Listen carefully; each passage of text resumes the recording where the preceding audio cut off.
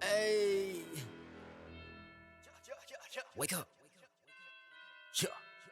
Got my man Dave, got my man Dan. You know what time it is, and this is 2-6. Yeah. Ask us, we seatbelts, boy. You better strap up. Conversations is controversy. It's time to act up. Carolina Ballistics, where the precision's wicked. Tune in and listen. It get deep if you dig it. No reason to act tough. Carolina Ballistics Training Academy. Ain't no reason to act tough. So listen up.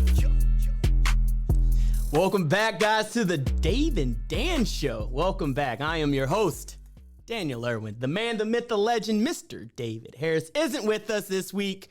He's with Vortex, keeping our lights on and doing great things for this country, so we thank him for that. Today, we're bringing back a reoccurring guest. Ladies and gentlemen, Mr. Rudy Cartassi. Thanks for having me. What's up, Rudy? Not much. Always a pleasure to be here. Thank you. Yo, so, Rudy, what's going on out there in Alamance County? So, in a nutshell, it's crazy. It's cuckoo crazy. So, I own the Rad Range. They made this ordinance, or they're trying to pass this ordinance specifically for Rad Range. And what it is if, they're saying if it's anybody in Alamance County, if a bullet leaves the property, your property, and lands like adjacent to your property, like on the property line or on someone else's property, remember, it doesn't hit a house, doesn't hit a person, no real property is damaged, it might hit the tree or the ground, you get a class 3 misdemeanor and a $100 or a $500 fine. Wow. For a victim's crime, by the way. Wow. So you've been going in and out of town hall meetings with the neighbors of your range. Would you mind explaining from your perspective what exactly has been going on with the neighbors there? So the neighbors, what it is and kind of give you an idea, Alamance County has 3 outdoor ranges.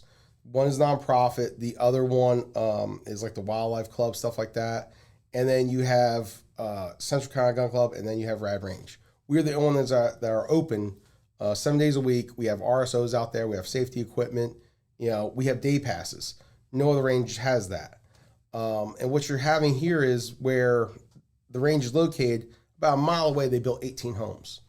Now they've come about a half mile towards us, and they've cleared 33 acres. So the property values, especially around us, are going up because they want to build homes. But nobody wants to live on the backside of a gun range. It's too loud. Yeah. Well, the Range Safety Act and Protection Act of North Carolina protects us from those encroachments and the noise ordinances. Mm-hmm. So instead, they try, it's kind of like a Philadelphia lawyer, a shrewd lawyer. Well, we can't get you on the noise, but we'll get you on the projectiles. So the law is very specific, and what's happening here is they're saying if you're a target shooter, you're being punished because the law applies to you. But if you're a hunter and you miss and it goes on a piece of property, well, the law doesn't apply to you. So savagely curtailing some rights for a few people, or basically no punishment for whatever they do if they're a hunter. So it's a very shrewd. I will say the county attorney is very shrewd. I won't say he's a good lawyer. He's a very shrewd lawyer. So he knows how to word things. And we're fighting that because at the end of the day, when you look at it, it's not a direct infringement on your right, but it's the threat of infringement with a civil and criminal penalty on the Second Amendment right for sports shooters only. Wow. So under equal protection law in this country, it wouldn't stand up in court. We all know that. Yeah. But it's just that ordinance, that fear. It's that, and it just doesn't apply to me. It applies to everyone in the county. Yeah. So what you're going to have is neighbor go against neighbor. If one neighbor is like no one shooting in the county, you're going to have people called. Yeah. And then how you even that happen? When you stand out there, you're going to get shot. I mean, that's what it's going to lead to is people are going to get injured because they're, somebody's shooting our property. Let me go down there. Guys not going to realize accidentally, someone's going to get whacked. Yeah. Yeah. So you mentioned that this fight that you're in right now, which is alluding towards an infringement upon our Second Amendment rights. Yes. Why is this experience that you're experiencing right now important to the American people right now? So this goes back to, like I said, when I was here the first time was, when we elect our leaders, just don't elect your doctors and lawyers and stuff like that. You need to find people that have common sense. And I've heard this, I've said this many times, I can't remember who I heard it from, but common sense is a flower. It doesn't grow in everyone's garden. Mm-hmm.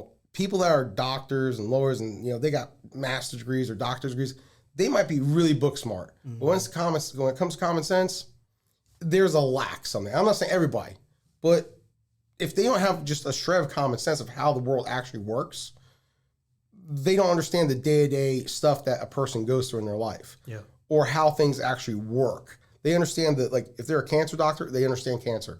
If they are, a firefighter, they understand how fire, you know what I'm saying? They have specialties, but it's not all encompassing. What we do is we say, okay, this person's a doctor, they went to school, they must know this. Mm-hmm. That's a fallacy. That nobody knows 100% of everything. True. And that's where we look at our electoral people that we vote for, even like local, state, and federal. You got to have a balance. You just can't have, and trust me, we can find people to do stuff. Yeah.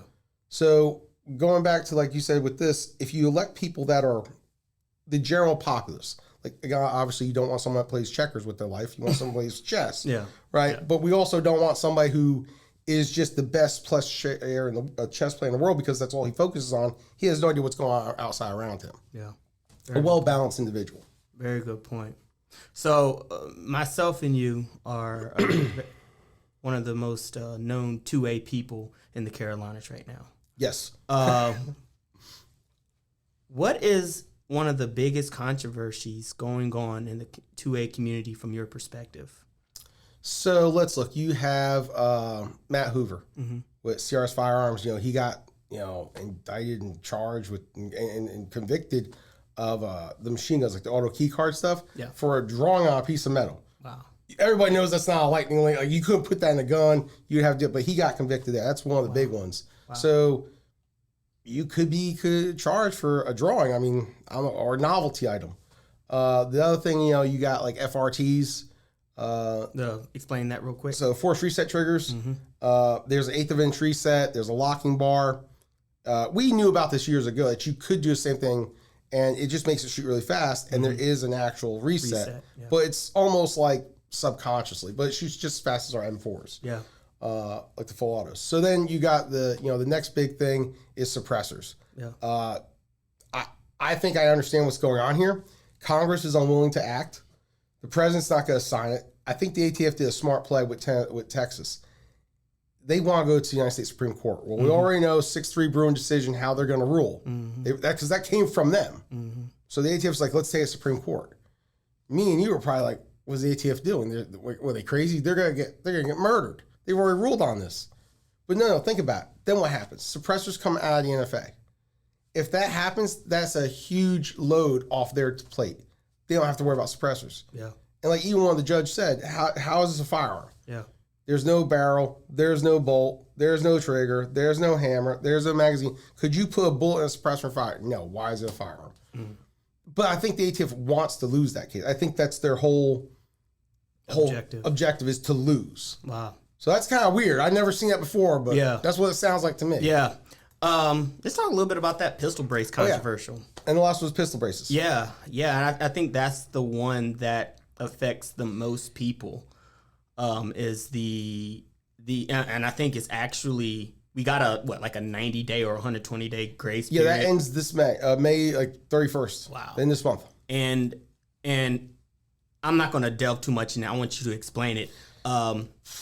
Why is the pistol brace such a problem for so many Americans right now? I'll explain this, and this is going to sound crazy, but I kind of figure out where the ATF is at here. So when the ATF approves something, right, like the first pistol brace, it was made with a certain material, certain look, certain design, and they got an approval letter for it. Well, what happens is if you change one thing, it could be the stitching, the padding, the overall length, or whatever you change, it no longer fits that. And they tell you that in the letter. So let's think about gun manufacturers over the last 30 years, since this pistol brace has come out, and you know things, they know where the line is at. So there are defined lines. Was machine gun, was not machine gun, was a sharp iron, was not sharp iron. What does every child do when they look at their parent? They run right to that line, right? They don't break it, but they sit right there, right? And so the ATF for a while was going back and forth, like, oh, you didn't cross it. Okay, well, you did, you didn't. They were going back and forth, back and forth, back and forth. Not that I'm agreeing with it, but I can see where the ATF was like, look, some of you guys are selling SBRs and SBSs with pistol braces, and we are shouldering. Well, misuse of a product doesn't constitute a felony. We already know that. But the way the ATF looks at it is they want their $200 tax stamp. Oh, yeah, for sure. Okay. So they realize, well, if we do that, which just comes in another little thing, only the IRS can forgive taxes, not the ATF. So I'm not sure how they did the walk around with not paying $200 tax stamp. You might get a bill in the mail. But really, when you think about it, the question then comes to, what is the whole thing with SBSs and SBRs? Yeah, real quick, explain what an SBS is. So short barrel shotgun, short barrel rifle. Anything under 18.5 inches for a shotgun. Okay. And a rifle is anything under 16 inches. Cool. So that's the two there. But when you think about it, in that nutshell, what is the actual goal? So let's kind of delve into this a little bit. You have a barrel, a rifle, 16-inch rifle, 5.56, 3,120 some feet per second, give or take. 5.56 round, 55 grain. You know what I'm saying? That's a pretty hot round coming out. When you shorten the barrel to say 8 or 10 inches, you're now at 2,800 feet per second. True. So still lethal, right? And you're going, okay, so then what is the whole thing? We made it more concealable? Okay. So again, we have to come down to something. So what is the actual thing? What people want to say is, well, it's easier for you to conceal a smaller weapon so you can go kill somebody. True. Okay, there's the problem.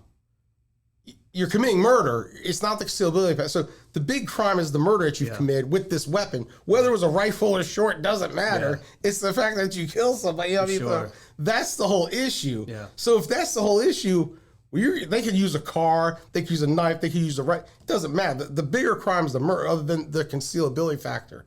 And they know that. Yeah.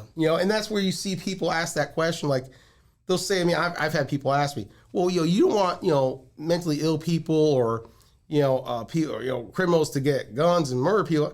Of course not. Who's going to say yes, right? Yes. The answer is in the question, right? So they're like, well, you must be for gun. No. Yeah. And this is why I tell people, and this is very controversial, which that's why I like coming here.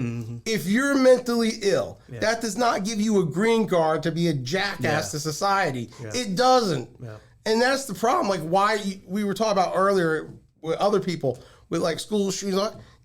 Just because you're mentally does not give you a green card. If you know you're mentally, take your meds. Yeah. That's why we got them. Yeah, for sure. So, let's talk a little bit about that lethality. The way that the ATF forms the concept of SBRs, short barrel shotguns as well, is that the shorter barrel length makes it more destructive than longer barrel length rifles. Go ahead. Yeah, that's kind of counterintuitive. So if I'm saying a projectile at a faster rate down a barrel, it's actually more destructive than if it's less. Absolutely. So that's at a further distance too. Exactly. Like no, that's not how that works. And even with a shotgun, dude, okay, look. Let's be honest. I can't remember his name, but I think it was the guy from Thunder Ranch. Pistols put holes in people, rifles put holes through people, shotguns at the right range or light row with remove body parts. Yeah. But the shorter you make that barrel, it's not like it becomes more deadlier. It's actually the less, it's lesser than that. It's because you're not burning all the powder. Yeah. You're not getting the full velocity. Yeah. I mean, but if you're talking the distance from me and you, I mean, it doesn't matter if it's a shotgun rifle, AR pistol, 4-inch barrel, 16-inch barrels. It reminds me of a conversation that I saw Joe Biden have. He was talking about, it was like, why do you need an AR-15? A shotgun will do just as fine. I was like, no, I would much rather be shot with an AR-15 than get shot with a shotgun. Have you seen the rounds we got at Rad Industries? Yes, go ahead. Dragon's breath. Wow. That's just bad. Yeah. Then you got pit bull rounds. Yeah. Buck and ball. Yeah. Rhodesian jungle. Yeah. Super Rhodesian jungle. Yeah. You got flechette rounds. Wow. Dude, we have flechette rounds. You can't use those in the military, I know. Wow. But dude, now explain a little bit about the different types of rounds. What do they do? What make are they just regular slugs, or are they buckshot, or are they birdshot? What exactly do they do? Rhodesian jungle is number 8 birdshot, 400 pellets with then double-eyed buck behind it. So when the bushes start talking, you just fire that, it clears out the bushes, and you got buckshot going. Man. That's what that's for. It was used in Vietnam, like to extremely effectiveness. Wow. Flechette rounds are like 30 steel darts. Okay, extremely like painful. Dude, they got stuff like a 58 caliber musket ball with 3 double-aught bucks with number 6 shot, like turkey load in it. Wow. Then you got the kitchen sink, which they just that's what it's called, the kitchen sink. Think about it, Dragon's Breath though. I mean, you've seen John Wick 4, I take it? Yeah. The Dakar is 12, by the way. We're a Terran tactical dealer. So if you want, Pit Vipers, staccatos, the Genesis 12. I mean, but going back to, like I said, the shotgun, dude, this guy's murdering people with dragons, but you realize how bad that round is. Wow. It's like zirconium sparks with magnesium on fire. Jesus. That's the one that it blows up on fire, don't it? Oh yeah. She's like they are now melting. Wow. And then we have stuff like armor piercing shotgun shells. Wow. They'll go through 3 or 4 car doors and take care of business. Wow. You have the 3000 the Sunburn, which is a ounce and a half shotgun shell that basically burns at 3,000 degrees Fahrenheit. Wow. Why? Like I said, shotguns are extremely devastating. I mean, yeah, yeah. That's what I was saying. When he made that statement, I was like, nah. I feel like you don't know what you're talking about. Oh no, it'll blow your lung out. No, a shotgun will blow your lung out. A shotgun with an explosive round in it will blow your lung out. Or even the rip rounds. Dude, they make shotgun rip rounds. Why? For who? We hunting rhinos? So, question. Moving on to school shootings, mass shootings. We know that it is a situation that we've seen reoccurring. What is the answer, if there is an answer? Oh, there is an answer. In limiting the amount of mass shootings that we've been having. I got the answer for you. And it's like a 4-part answer. So I got to summarize this. Send it. The first thing is this. Let's look at society, right? Let's look at society right now. We were talking about this earlier. I think it was Tate, Andrew Tate. He came out with this thing like a chessboard, and this is a really good idea. As a man, you're the king. You move one spot. You work. You go through life. You work. You marry your queen, right? And they stand equal. One's not better than the other. You stand equal. And then you have your boys, your really close confidants. So you're your rooks, your knights, and your bishops. And then you have your employees, especially if you have a business, you have employees which are your pawns. And everybody's looking to you. And you are the most important, piece on that board, because if the king dies, the game's over, right? Yeah. But the queen can move all around the board. Yeah. Because the king's basically made it so, and she's the most powerful piece. Yeah. So at that point there, when you have children, right? If you look at this, we as society's done this. We've done this to ourselves. Our enemies laugh at us because this is the only country this happens in. We literally, and it's a 3-part problem. We literally say, okay, the husband provides security and shelter and food and clothes for their family, right? Their wife and their children, right? That's his role. The wife can work too, but she normally does the cooking, the cleaning, taking care of the kids, running them around the car, daycare, like I said, can move all over the place. And then the children have responsibility too of listening to their parents. So you have a mother, you have a father, and you have the children. The father is the most important piece in that family. So when you have a child, like you're a father, dude, you got responsibility. That child has your name. Well, it be a boy or girl, doesn't matter. That child has your name. The wife is equally important. The woman is equally important. She's the most loved of the family. So the father, if you think about it, he's the most important. The mother is the most loved.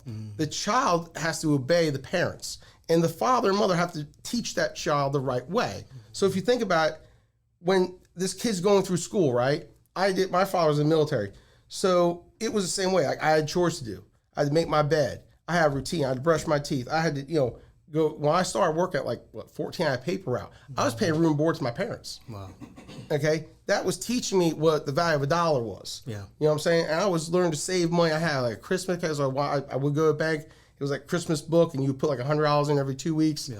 And then at the end of just before Christmas, you had $5,000 to buy gifts for people. So, I mean, they taught me the value of a dollar, and I learned how to do it. But I worked too. I went to school, I went to work. You know what I'm saying? So my father was teaching me these things. And then, just like I said, you have your friends, your people you've grown up with, they'll support you. They're like, hey, what should I do? And those are the people on the side of that chessboard. And then like the board itself is black and white, has all these squares, right? That's your parents. Like if you have a good foundation chessboard, like real like marble solid one, they're nice, by the way. Yeah. You know, and so I think where he was going with that is, and he's right in that aspect, is the fathers and mothers have to take responsibility for their children. Yeah. The second part is stop giving your children meds. So like, dude, like new visual, B-2 bomber pilots, they pop those things. Like you've been in the military, you know, hey, there's drugs. Dude, we got drugs now like are insane. Okay. They'll keep you awake for 36 hours, 40 hours. No, for sure. No problem. For sure. Right? We got people abusing that stuff. You know, they're giving Ritalin to children. I mean, we're doping our children up. We don't know the long-term effects. Yeah. And that causes schizophrenia. They start having issues. You start seeing like these people are now in their 20s and 30s going to work, killing their coworkers, and then they're shooting at police. I mean, what's going on here? Where is this all coming from? Yeah. So remember, when I was going to school, we didn't have school shootings.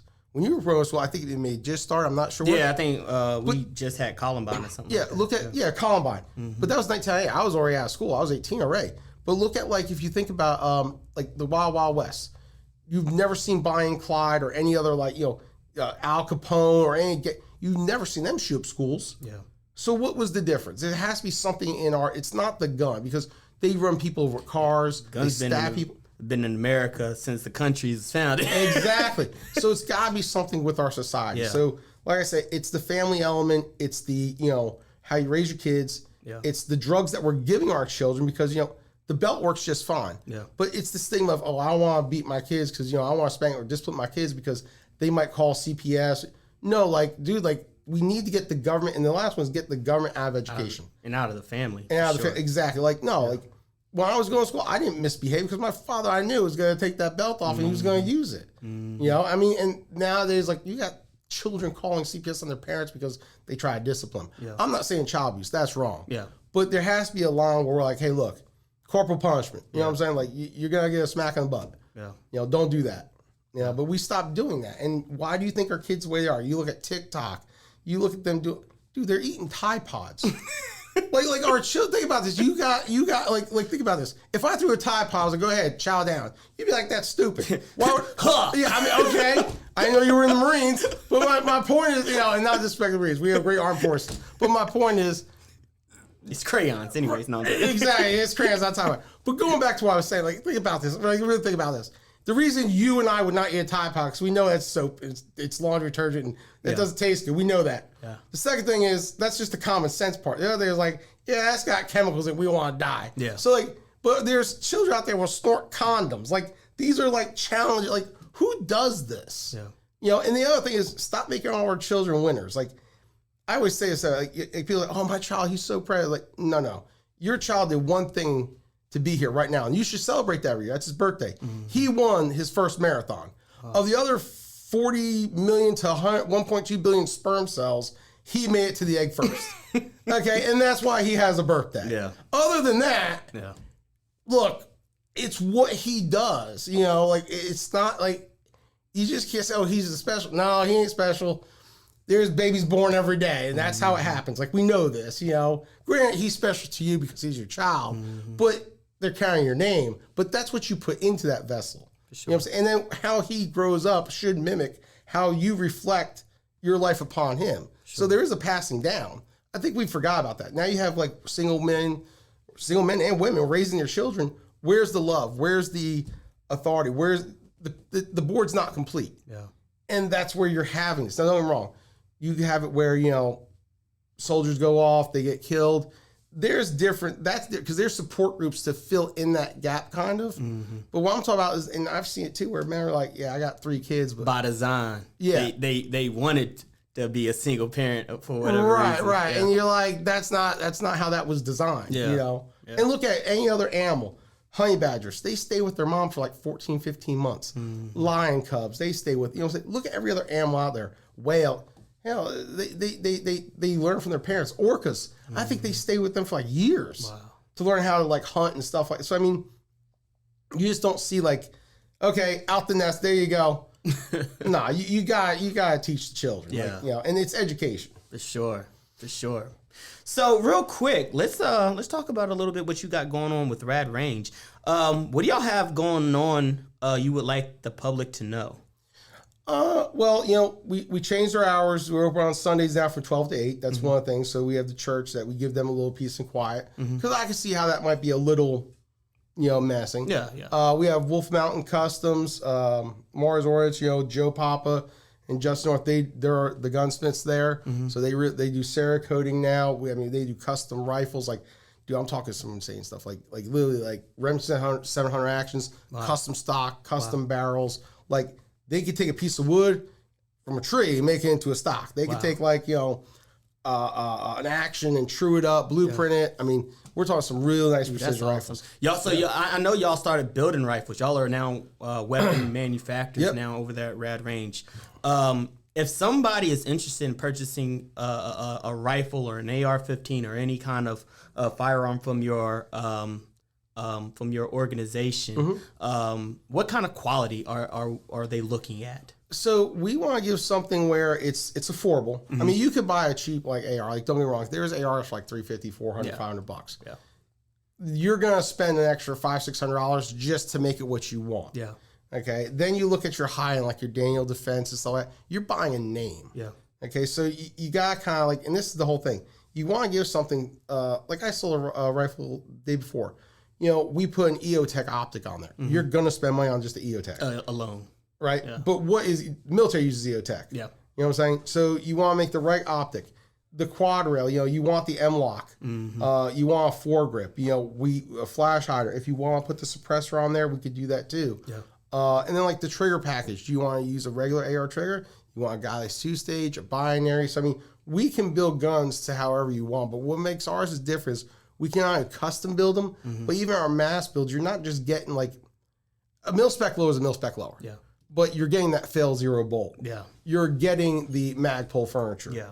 You're not just getting a regular A2 grip. Yeah. You might get if you want, we could do the Hogue. We're actually doing a series like Hogue or Fab Defense where you got the rubber over it. You fired them. Yeah. They're a lot more comfortable. Yeah.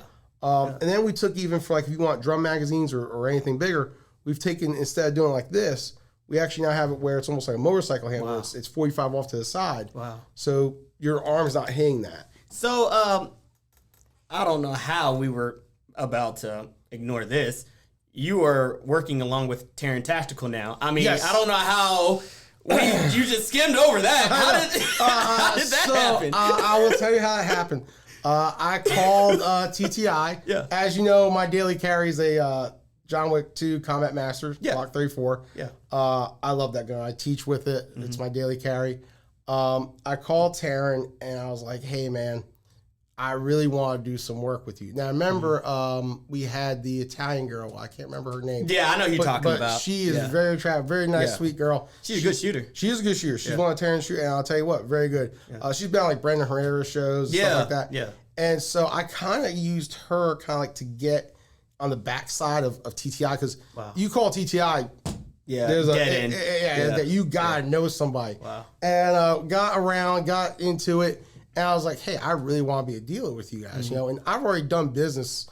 I think I did another 30. I did like 2 more 34s. So they were kind of feeling me out. Yeah. I sent my gun back, a new trigger update to it. Yeah. And this was just getting more into the back of how they do things. Yeah. And finally I got in touch with somebody, I think his name's Matt that works there. Wow. And was like, hey, I want to do this. And what really set off was they're making, this is insane, dude. They're making 250 boxes. In each box is 2 guns from John Wick 3. The Ireland barrel, which is the one that Keanu trained with for John Wick 3, and the bull barrel, which was in the movie. Wow.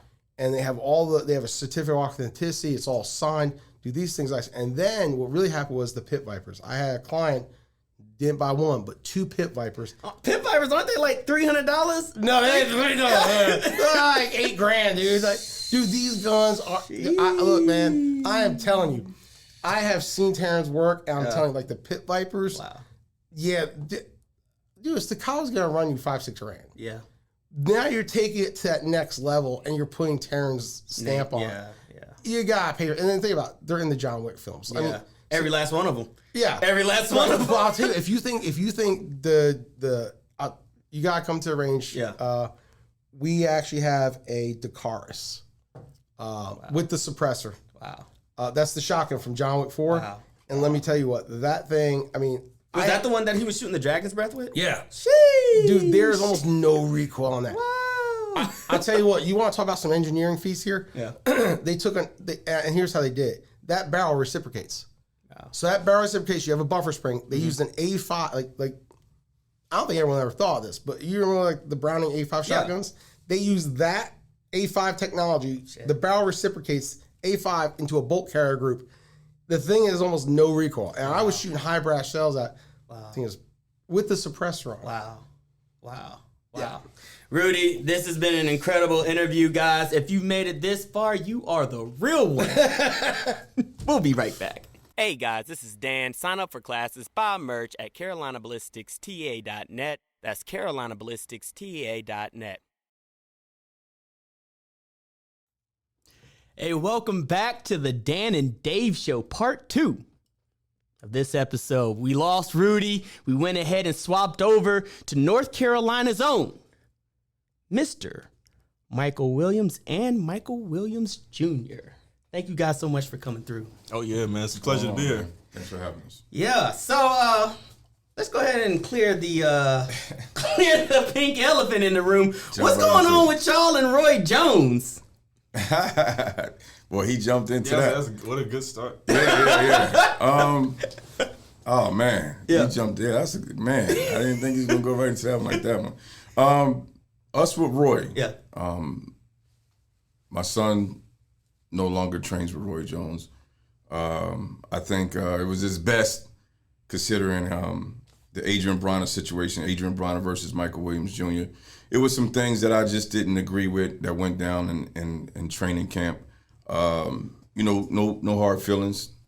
If we see Roy out at events, we'll say hello. But we have to move forward. I think we have a great team. I think Mike Jr., with all the work he's put in and his name all over the media, we can stand on our own, so.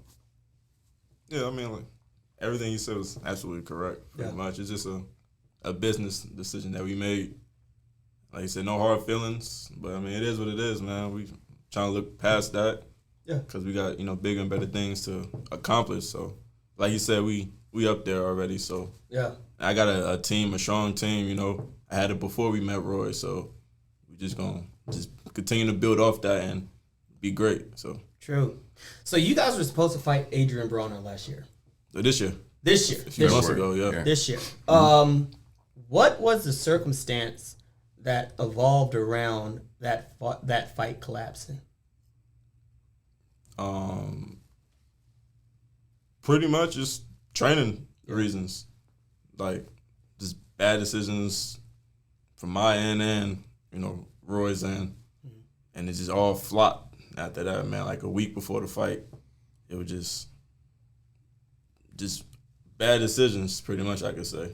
Yeah. I would say mainly on my part, but, as a coach, too, as well, it was just... Yeah, I like that, champ. I like that Mike is holding himself accountable. You know what I mean? Because he's 23 years old. In my opinion, Roy, it was a lot. This was Mike's first big standout fight, right? This was the one that was going to put him known around the world. When you have a fight of that magnitude, you have to protect that opportunity, right? So I understand that Roy was saying that he didn't feel that he wanted to get some extra looks because he didn't think Mike Jr. was ready. But it's just certain ways to do that, right? So if Mike Jr.'s defense is lacking, which he said, but then he turned around and told me that Mike's offense was good, it was his defense. Well, instead of him sparring guys that are tall and doesn't emulate AB, then you just simply work on his defense. You know what I mean? Roy, he knows these things. Yeah. So instead, he just put Mike 2 days in a row in a situation where it was wearing on Mike, mentally, physically, and then Mike ended up getting injured. And this is a week before his big dance. Got you. Yeah. So there's a lot of buzz on the internet in connection with who you fought. Said it was a 135-pounder who was 3-0. there has to be more to the story. They say that this kid ended up breaking your jaw. Mm-hmm. Yeah. What exactly happened, and what was the situation that evolved around that fight or sparring session? Yeah. First, dude wasn't 100. I mean, he fight at 130, but he wasn't had 130.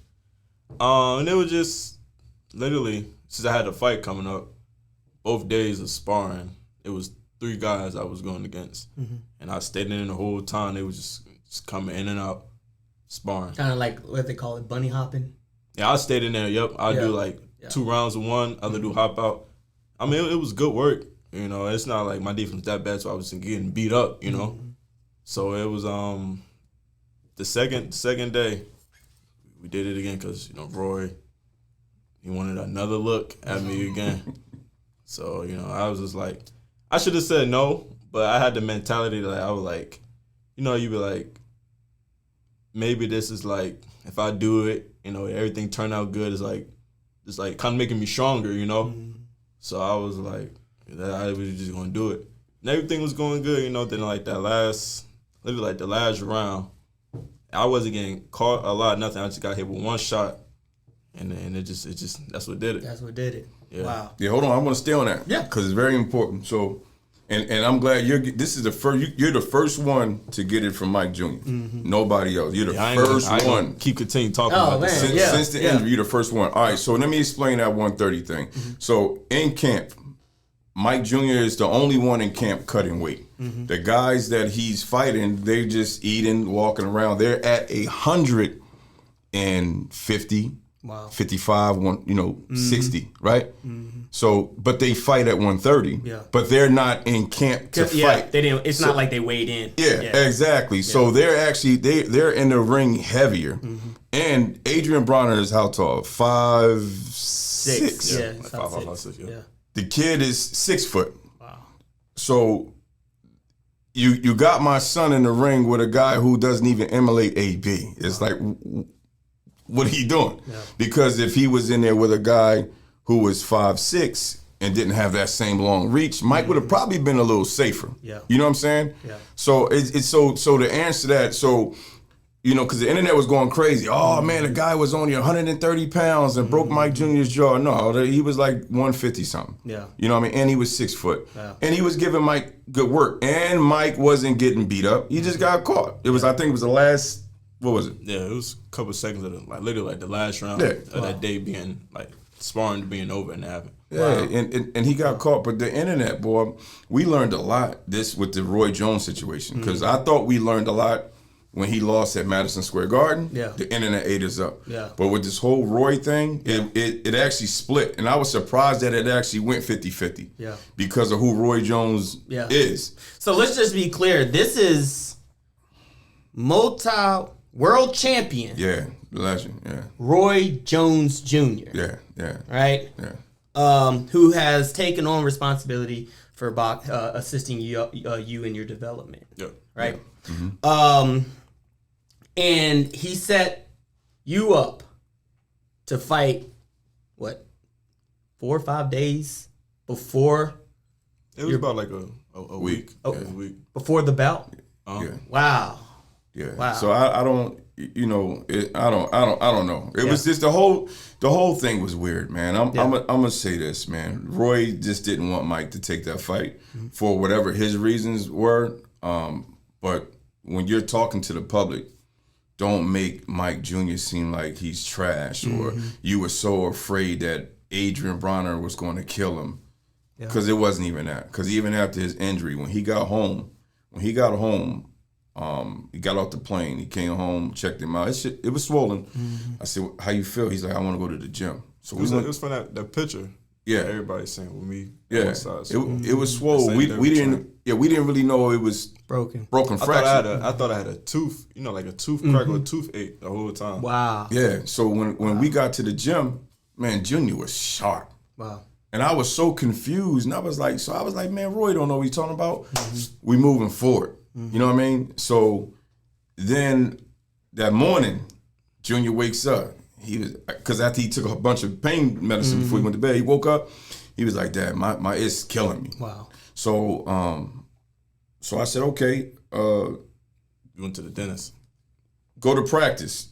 Yeah, he went to the dentist. He's right. Mm-hmm. He knows himself. He went to the dentist, and they said, They was like, I told them, coming in for a check-in, I think I got like a tooth crack. yeah. And they did the x-rays, and she came and she was like, well, I don't think it's a tooth crack. You got a fractured jaw. Yeah. So I was like, oh, dang. That's when, like, the pictures of like, the x-rays and stuff. Yeah. So we went to practice that night because we was like, because it was still kind of swollen. It wasn't hurting that bad as I thought. Mm-hmm. So we went to practice. Then I was trying to hit the bags and stuff.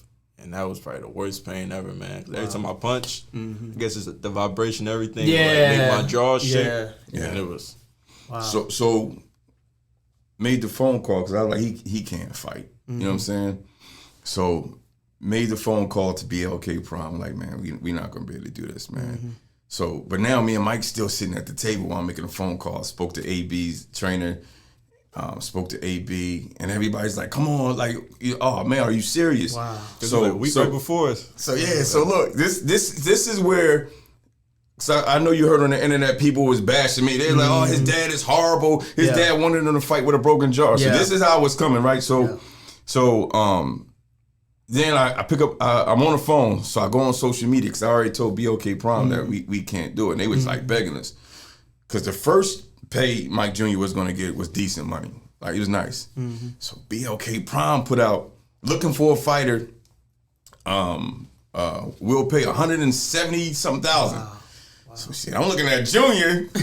Junior looking at me like, I'm like, yo, BOK Prom is putting out they need an opponent. You know what I mean? For 170-something thousand. So Mike like, I think I can still do it. I was like, you think you can still do it? So we caught up, bro. It's a lot of emotions. No, I wasn't pushing my son out there. You're gonna do it because I'm money hungry. You know what I mean? So my wife was the one like, yo, y'all tripping, man. Y'all sitting up here talking about fighting and all that. And then it was just like, we gotta let it go. Like, he can't do it. I think they were incredibly aggressive towards you particularly. Always. Always. Especially during the John Bowser fight. Yeah. They were wondering why you weren't throwing in the towel sooner. There was a lot of harsh criticism. Absolutely, man. Towards you particularly. Why do you think that the media and personalities targeted you so intensely? Everybody says that we need more black fathers, right? Mm-hmm. And then when you get them, I'm one of them, because we've seen several. You bash us, you make fun of us, you try to tear us down. Mm-hmm. You know what I mean? When I'm just trying to support my son.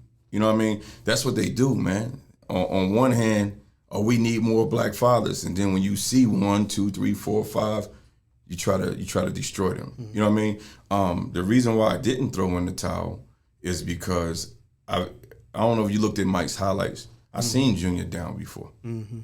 I seen him get dropped and get up and KO somebody. Mm-hmm. You know what I'm saying? So I just wanted to give Mike that fighting chance. You know what I mean? Like, oh man, is he gonna do it again? Mm-hmm. You know what I mean? And another reason why I didn't do it, I do wish I would have. Mm-hmm. I ain't gonna lie, but he was dropped 3 times in the span of 30 seconds. Mike was dropped 5-6 times, right? Well, a couple of them were slips. But here's the thing: I'm gonna tell you why would I throw in the towel when he keep getting up? Because if he wanted to quit, he had 2 ways to quit: stay down, or when he came to the corner, man, this guy's too tough. I had a horrible weight cut. This ain't my weight class. I tried. Mm-hmm. And then there was a whole bunch of other stuff. You know what I mean? He could have quit. Mm-hmm. So why would I quit on my son when he ain't quitting? Mm-hmm. You feel me? But yeah, they tore me up, bro. You know what I mean? They even with the whole Roy situation, they didn't look at what Roy did wrong. They shot me. Yeah. Oh, no, his dad just wanted that money. Mm-hmm. You know what I mean? So and speaking of the money, what makes it crazy is now my son, well, he's better now, but my son is injured and unemployed. Who you think is taking care of him? Mm-hmm. Me and my wife. Because we family, this is what we do. Mm-hmm. You know what I mean? But y'all going to make fun of me and say I'm about the money. But these same people, no one called and checked on Junior. Nobody sent him nothing to his Cash App. Man, the people funny, man. Yeah. Do you think during that John Bowser fight that if you felt that the fight was becoming too much, that you would have been able to bow out of it? What you mean?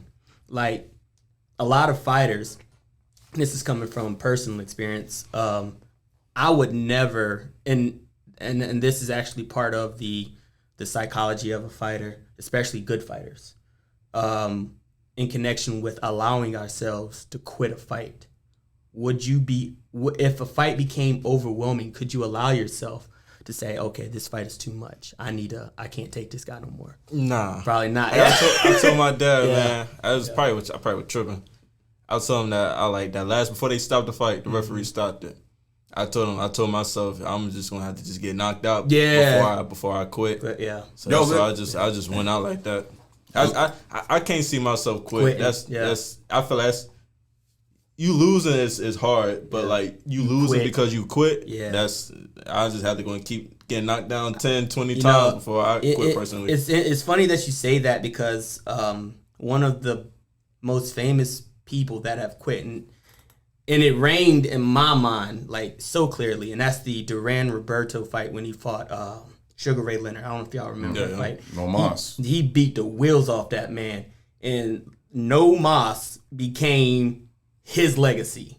You know what I'm saying? Out of all the stuff he did, he was a great fighter. Yep. And No Mas was his legacy. They go right to that, bro. That's good stuff, man. So like as a fighter, I understand. You know what I'm saying? The confliction there. Yeah. And you know what's crazy? Go ahead. Mike Jr. never gives up, bro. Yeah. Never, right? Even when he got TKO, the final knockdown, if the ref would have started counting, Junior was going to get up. As bad as it looked. Oh yeah, that last one looked rough. Yeah, and Junior was going to get up. Yeah. And when I hopped in the ring, I hugged him. Yeah. And Mike was fussing. Yeah. Why he stopped the fight? Yeah. And I said to him, I said, son, it's over. I should have been stopped. Yeah. You know what I'm saying? Mm-hmm. But they never give him credit for his heart, man. Yeah. They don't talk about that. Yeah. But yet I seen Ryan Garcia get dropped with a liver shot, which liver shots he gave up. He did quit. And liver shots are very they hurt. They hurt. But they never talk about the guys that get up from you know how many times Junior been hit with a liver shot? Yeah. And he kept going and played it off? Yeah. So let's not act like people don't continue. Yeah. Oh, he definitely gave up. Yeah, he quit. Granted, it came from Tank Davis, but he quit. Tank even said he quit. Yeah, he definitely quit. Tank said I was staring at him, and I was shaking my head. Don't get up. Yeah. Tank said it. Yeah. But people defended Ryan. Yeah. But when Mike Jr. gets up 6-7 times, it's oh my God, he got dropped 7 times. They never talk about how he get up. Yeah. And never quit. Yeah. So Adrian Broner, this man has won the world championship 4 times straight. Mm-hmm. How do you feel about fighting Adrian Broner? I think we all recognize that he's not the same Adrian Broner of like 2017. But he's got a lot of fight experience. How do you feel? Because you can't discredit that experience. Oh, no. We knew all this going into it. I mean, it was just, he's like a Hall of Famer. So, yeah. For me, just to go in there and fight, that was just going to be, set in stone, man. You couldn't, after the fight, you couldn't take that away from me that I fought Adrian Broner, you know. So, it was like a dream come true, pretty much, man. Watching him grow up for me just being that opportunity to fight him. Yeah. So that's why we took the fight, man. And we knew all this going in, what he did, what he accomplished, who we going against. I mean, we was all in for it, you know. Yeah. So it was for sure. So you're 21 and 1. Yep. Now. No, 20-1. 20-1. I'm sorry. 20. I mean, I'll take that 21. That extra one. Oh, it's coming. It's coming this October, right? August. August. It's August. The only loss that you have is against John Bowser. How would you feel about a rematch against him? I would love to. Yeah. In the right weight and all. Let's do. I know he just came off of a loss too, so like that would be a good one. A part 2 be dope. Yeah. In the right way, the right weight. 147. Yeah, I'll do it. Yeah, I think that's the especially for you in connection with being 20-1, and for him, you know, I think he's now 17-1. I think is this record. I think that would be an awesome fight there. So moving forward, what kind of fights are we looking at in connection with your career? What would be like a dream fight for you moving forward? A dream fight? I ain't really got nobody in particular, you know. Would you? I was looking on your social media and I saw that you were interested in fighting Ryan Garcia. Yeah. I mean, those would be like I wouldn't say like a dream, but like something like boxing, like kind of like to see in a way. Now we always pushing for that Ryan fight since like years ago. You know about the Adrian Broner thing, and I think the other one was the Blueface, the exhibition, because he's Blueface. Everybody know Blueface from his crazy stuff, and he does, you know, I think he had like a show his last fight to where he like sold out the crowd, you know. So like me going against him, it would be just some good stuff of boxing, you know. Yeah, especially with the, you know, like Logan Paul and all of them came in and just, I want to say kind of took over, but he's supposed to be fighting Nate Diaz. They just doing it their way, so it's like let's push for it too, you know. Doing it their way, I think that would that's a great question. Well, yeah, that's a great question. Then Mike to bring up the Blueface. So the Blueface situation, that's something fun for Fayetteville. You know what I'm saying? That's exhibition. You know what I mean?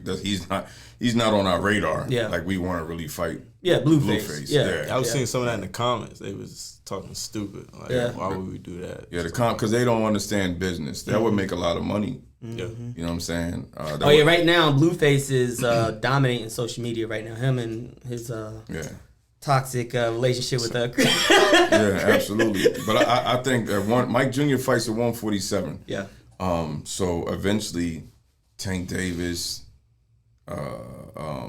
Devin Haney, all of them are going to eventually move up to 147. And Mike is going to be at 147 for years, 4, maybe 5 years, because he's actually a small 147. So he's still settling in. So when those guys eventually get there, they'll see Mike Jr. And I'm sure they'll call and make the fight. You know what I mean? Sure. The Adrian Broner fight, I definitely would like to see that. Unfinished business. End of this year, maybe. I know AB down for it, but now he's with Don King and Christy Martin, so that can happen the end of this year or early 2024. I know Adrian Broner actually fought under was the guy who fought Floyd Mayweather, the other fight promoter. Y'all know who I'm talking about. PBC? No, Al Heyman. It's he is like the antagonist to Floyd Mayweather.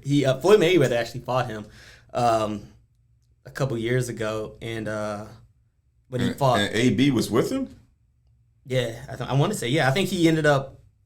Yeah, I want to say. You said Floyd fought him a couple years ago? Floyd fought him. Yeah, I think Floyd fought him back in like 2015. I think it was before the Pacquiao fight. And this guy has his own promotional company. Yeah, Oscar De La Hoya. Oh, Golden Boy. No. AB was on Golden Boy? Yeah, AB was on Golden Boy. Yeah. AB was on, not only was AB on Golden Boy. He had a fight with them? Yeah, I think he did. He did fight, have a fight under Golden Boy. He said that Golden Boy doesn't look after anybody but Mexican fighters. And I was about to say, with Golden Boy, he probably only fought one time. Yeah, and that was the argument that AB had. But now, I think you're right. He's with Don King. But that was the thing. So you know what's crazy? Go ahead, real quick before we move on from AB, because that's our bro. Yeah, man, AB really don't need nobody. Yeah. Let me tell you why. So, he's with Don King, but if Mike Jr. is independent. Before AB signed with Don King, it was easy for AB to call us up and say, yo, let's do this, me and Mike Jr. let's get the Crown, or let's get Woodpecker Stadium, and split the money. Wow. We're not signing nobody, bro. This is us. You know what I mean? So AB can actually run himself, bro. Yeah. He can do exhibitions on his own. I don't think bro really got that push of people he can trust. AB's name is still big, bro. Yeah. It's crazy. Yeah. People still want to see him. Yeah. For sure. So being independent.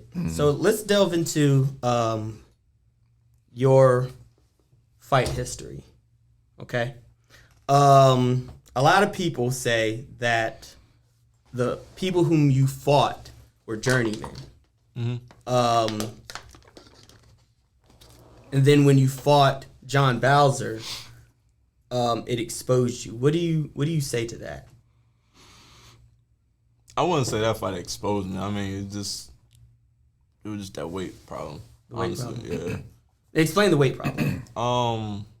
If you know, like boxing, just any wrestling sport like that, just cutting that weight too low can like drain you like physically, as far as like your body, your muscles, and all that. So like, I haven't been that weight for like 5 to 6 years. So it was like, even when we was like down there in New York, we was still trying to cut weight because those few little pounds we had to make, it was hard. So we was like just digging into like my muscles, just trying to gain that, well, lose that weight. So like after the wins, you know, for me to recover all the way back good, I needed more than just that next day, because you know the next day is a fight. Yeah. So we only put back on like a few pounds, man, and just it was so much to where like we had to like pee in the cup. Jeez. I couldn't pee because I had nothing to like put back out. So I couldn't fight like that. You know, I couldn't. Mentally, I was there. You know, that's why I kept getting back up. But like physically, it just wasn't there. I couldn't. Yeah. And a lot of people say you can see the difference as far as like, you know, that's what he do. That's his weight. You know, he was able to. That's like me at 47. I'm able to like, you know, cut down and like build that muscle and put that weight back on. But for me to get that low, I never been in like years. It was just tough. Yeah, so, for sure. So we was going to show off for that Adrian Broner though. It was at the right weight. Yeah, it was. That fight with AB was at 147. I think the world was going to be very surprised. Even AB, they wasn't going to be really totally ready. Yeah. But the counter off of that question to Mike Jr., because people just don't understand. So when you look at Mike Jr.'s box rec, right, you see these guys who are less talented, right? That's because in the sport of boxing, you got two options, right? When you come in, you have a team, you the A side, you have money poured into you, and you build your record, right? Or you come in with no team, you in it just for the money, and you just fighting. Yeah. And you're losing. Yeah. All right, so box rec is your credit score, right? So these people want somebody with a high credit score, something that looks good, right? Mike Jr. is 20-1. He has the looks, everything, right? That's why sponsors and people want him. You see what I'm saying? He's 20-1. That's why these other stars and boxers, they want to fight him. They're looking at him. Right. So for them to say he's fighting bums and all that, that's great, because if you get in boxing or you have a fighter, you're going to understand why we did to get to the top, what we did to get to the top, and then you will do it. Now, let's look at it like this. If Mike Jr. was 0-21, what sponsors want somebody that's 0-21? Not a single person. I'm telling you that right now. Would Adrian Broner would he want to fight somebody 0-21? No, probably not. But 0-21. Let's say you're 0-21, but they all was tough fights. It doesn't mean nothing. Yeah. You get what I'm saying, bro? So people don't understand boxing. You know what I'm saying? So you might look at somebody, you might look at some of Mike's past fights and be like, man, I can beat him, but can you afford him? You know what I mean? Point. And then when you get in the ring, realize that dude you think was soft for Mike turn up on you. Yeah. And you like, man, it's harder than, you know what I mean? So it comes from people just not knowing the business. So when you look at Mike Jr.'s record, to have a record like Mike Jr. At 20-1, it cost us over $100,000 For those who are looking to get in boxing and you're an independent team, you want a Mike Jr. record, it's going to cost you over $100,000. And you have to be careful because these opponents that look like trash, they come with their A game. Not only did they take the money that you gave them, but they coming to beat you because he's Mike Jr. You see what I'm saying? That's why you look at some of those fights, you see Mike fighting those MMA guys, and they putting up tough fights, and they catching Mike with punches, and he go down, he get up, but he still win. Yeah, you know what I mean? Those guys are actually better than what we thought. Yeah, you know what I mean? So just to clear that up, and just to give people an understanding of how professional boxing works. Yeah. Yeah. They definitely call it the hurt game for a reason. Yeah. So the grind of boxing, how have y'all been able to like maintain it like physically? Training never ends. Yeah. You know what I'm saying? You won your last fight, which you won it pretty decisively. Coming off of that, how are you able to maintain your motivation? Because I don't think you fought in about a year now, right? Yeah. How are you able to maintain your motivation to fight up until August? Me personally, I feel like taking like small breaks to like kind of get your mind off of boxing. So like when you doing something else, having fun doing something else, then like when it's time to get back in that ring, you got that drive again. So that's just me personally though. I would just say just small breaks. You don't want to like overdo yourself to where it's like it's too much, you know. You don't want to like, if you're working a job, you don't want to work too many overtime days. You know, you ain't gonna want to work no more. So I say with me, slight breaks, small breaks. So like when I get back into it, like for some reason, like when I got my jaw fractured and I had that I was recovering. Now me back in the ring, I'm like, yo, like this like feel good. Like let's get it. I can't wait till my next fight. But that's just me personally though. Yeah. So I say He's been boxing since age 8, bro. Yeah. And I'm talking about running. Yeah, you know what I'm takes saying? a toll. I be telling people now, man, I'll be like, yo, I'm sore, like my knees hurt. And they be like, you still young? Like, nah, I've been doing it since I was 8 years old, man. Yeah, he's 20. He's 20. He'll be 24 next week. Wow. But them knees is going on 34. You know what I'm saying? A lot of people don't get it, man. He been doing it so long, and you're right, it is hard to stay motivated, man. And then when you get your first loss, people bashing you on social media. Oh, it's ruthless. Yeah, it's ruthless. But you know what's crazy? It made us strong, bro. Wow. It made us so strong. We never folded. We never deleted our social medias like some teams or some fighters or some trainers. We stayed right with it. You know what I mean? Because it made us strong. And I'm like, look at this. And then it exposed a lot of people, bro. A lot of people who don't understand boxing, like sponsors and stuff. When Mike Jr. took his first loss, oh man, 50% of our sponsors hopped off because they didn't understand boxing. Like, what are y'all doing? It's one loss. We still here. Yeah. And then out of nowhere, the AB fight come. Yeah. Phone ringing. Old sponsors. Nah, we can't rock with you. Nah, we can't rock with you. And I'm definitely not rocking with you because you was at the fucking barbershop talking about my son. You know what I mean? So that was personal. That person knows exactly what he's talking about. Yeah. They gonna see it. Yeah. That was personal. Yeah. Whoever at the barbershop, hey, fuck you. Yeah. That's a fact, bro. That's a fact. No, so oh man, that's hilarious. So what do we got to look forward to from you guys moving forward? August, you know it's crazy. Every time we try to throw a home show, something big happens. So we looking to have one here in Fayetteville, August 12th. Cool. So we finally get to give the people what they've been waiting for, man. Everybody, they support me a lot in Fayetteville, and everybody be one to like come see me fight, but like we be fighting everywhere, so they don't have the resources to get there. So they love Mike. Since we're doing the Fayetteville. Yeah. Shout out to Fayetteville. Yeah, man. it's gonna be nice. Yeah. So it's Fayetteville, and I'm not from Fayetteville. I'm from Winston-Salem, North Carolina. But what I do notice is that there's a lot of talent here in Fayetteville, outside of like J. Cole. It's a lot of like hidden gems, man. Yeah, there's Fayetteville is it is in itself like you said, a hidden gem of North Carolina. You know what I'm saying? So much talent is out in these areas. It's really, really incredible. All right, so let's talk a little bit about guns and boxing. What is that? Well, guns and boxing is pretty much what you see right here.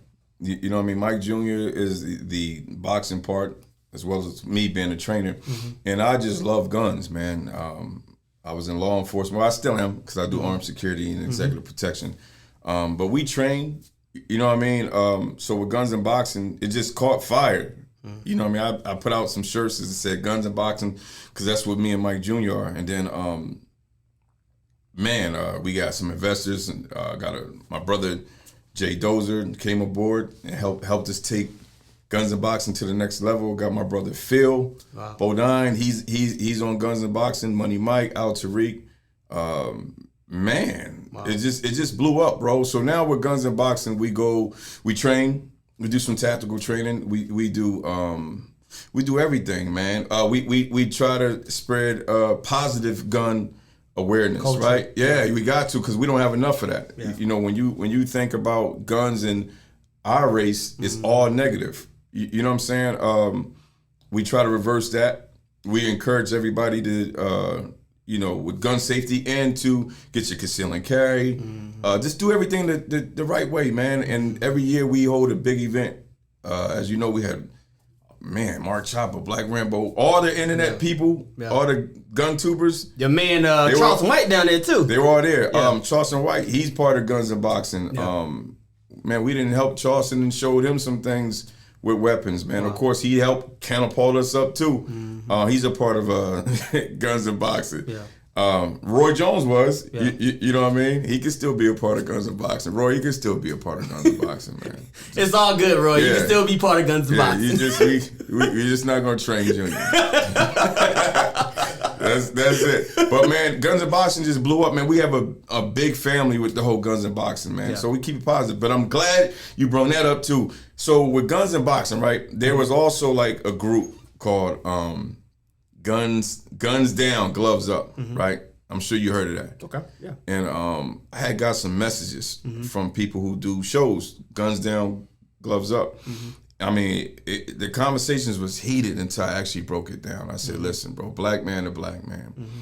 You're saying guns down, gloves up, and then you're getting on me for having guns in boxing. But what you're not understanding is all those kids in the boxing gym, right, that train, because you box as well.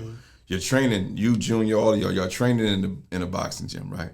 Y'all disciplined, right? And when you leave out of the boxing gym and you deal with thugs or guys who don't follow the law, they're not boxing you. This ain't nobody fighting. They're not fighting you guys. What are they gonna do? What are they gonna do? They're gonna pop you. They're gonna shoot you. So with guns and boxing, it doesn't mean that it's negative. So in boxing gyms that we're affiliated with, I encourage young men or kids that are of age to get training. Get your conceal and carry, get your gun permits, and handle guns the right way.